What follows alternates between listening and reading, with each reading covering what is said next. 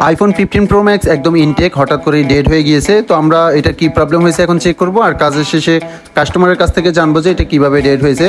তো আমরা এটাকে এখন খুলে নিচ্ছি। প্রথমে ডিসপ্লেটা খুব কেয়ারফুলি খুলতে হবে, না হলে ডিসপ্লেটা নষ্ট হয়ে যেতে পারে। তো এই জন্য আমরা খুব সাবধানতার সাথে ডিসপ্লেটা খুললাম। তারপরে মাদারবোর্ডের স্ক্রুগুলো খুলবো। মাদারবোর্ডের স্ক্রুগুলো খোলা শেষ হলে আমরা এটাকে চেক করতেছি ডিসি সাপ্লাই দিয়ে। আর সামনে রয়েছে আমাদের স্টুডেন্টরা, তাদেরকে আমরা ডিসি সাপ্লাই কতটুকু রিডিং দেখাচ্ছে আর মিটারে কি দেখাচ্ছে সেটা দেখাচ্ছি। তো এখানে মিটারে দেখাচ্ছে দুই পাশে প্রায় 350-র মতো, যেটা অ্যাবনর্মাল। একটা ভালো সেট মিটারে এক পাশে 1000-এর উপরে এবং এক পাশে 250 থেকে 700-র মধ্যে থাকার কথা। তারপরে আমরা এটাকে কম্পিউটারে তাদেরকে দেখাচ্ছি যে কম্পিউটারের সফটওয়্যার এটার কোন কোন লাইনের মধ্যে প্রবলেম হতে পারে, আমাদের স্টুডেন্টদেরকে সেটা শিখাচ্ছি। তারপর আমরা এটাকে প্রবলেম ফাইন্ড আউট করলাম। প্রবলেম ফাইন্ড আউট করে দেখলাম যে এখানে এই ক্যাপাসিটারটি শর্ট রয়েছে।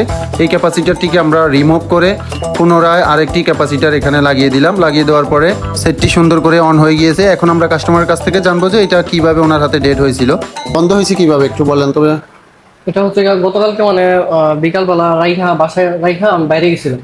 তো তারপরে এটার মধ্যে অনেক ফোন আসে। তো আমার আম্মু আর কি ফোন করে রিসিভ করার পরে এমনি বেডের মধ্যে রাইখা দেয়।